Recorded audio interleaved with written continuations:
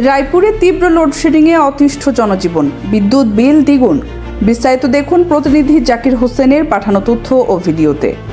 লক্ষ্মীপুরের রায়পুর উপজেলায় সাবস্টেশন স্থাপনের পর থেকেই গত জুন ও জুলাই মাসে ব্যাপক লোডশেডিং দেখা দিয়েছে। গ্রাহকরা প্রতিদিন গড়ে 14 থেকে 16 ঘন্টা বিদ্যুৎবিহীন অবস্থায় দিন কাটাচ্ছেন। বিশেষ করে গ্রামীণ এলাকায় রাতের বেশিরভাগ সময়ই কাটছে অন্ধকারে। অবাক করার বিষয়, এমন পরিস্থিতিতেও জুন ও জুলাই মাসের বিদ্যুৎ বিল আগের তুলনায় 2 থেকে 3 গুণ বেশি এসেছে। বিল হাতে পেয়ে অনেক গ্রাহক প্রতিকার চেয়ে ছুটছেন রায়পুর পল্লী বিদ্যুৎ অফিসে। এক ভুক্তভোগী জানান, 4 বার অফিসে যাওয়ার পর নানা অনুরোধের ভিত্তিতে তার বিল সংশোধন করা হয়, তবে অনেক গ্রাহক এই সুযোগ পাচ্ছেন না।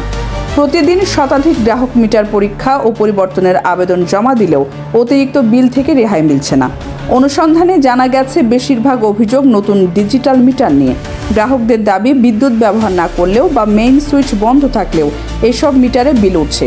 মে ও জুন মাসে প্রবল লোডশেডিংয়ের মধ্যেও কারো কারো বিল এসেছে আগের তুলনায় 3 থেকে 4 গুণ বেশি। রায়পুর পল্লী বিদ্যুৎ সমিতির ডিজিএম মোশাররফ হোসেন জানান, রায়পুর উপজেলায় প্রায় 1,05,000 গ্রাহক রয়েছে। তাদের জন্য দৈনিক 19 মেগাওয়াট বিদ্যুতের প্রয়োজন হলেও গ্রিড থেকে সরবরাহ করা হচ্ছে মাত্র 9 থেকে 10 মেগাওয়াট। এ কারণে ব্যাপক লোডশেডিং হচ্ছে। তিনি আরও বলেন, অতিরিক্ত বিল নিয়ে প্রতিদিন প্রায় অর্ধ শতাধিক গ্রাহক অফিসে অভিযোগ করছেন। অভিযোগের ভিত্তিতে প্রতিদিন 15 থেকে 20টি করে মিটার পরিবর্তনের মাধ্যমে সমাধানের চেষ্টা করছি। আশা করছি আগামী মাসে বিদ্যুৎ বিল কিছুটা কমে আসবে। গ্রাহকরা অবিলম্বে ত্রুটিযুক্ত ডিজিটাল মিটারগুলোর কার্যকারিতা যাচাই, সঠিক পরিমাপের নিশ্চয়তা এবং অতিরিক্ত বিল সংশোধনের দাবি জানিয়েছেন।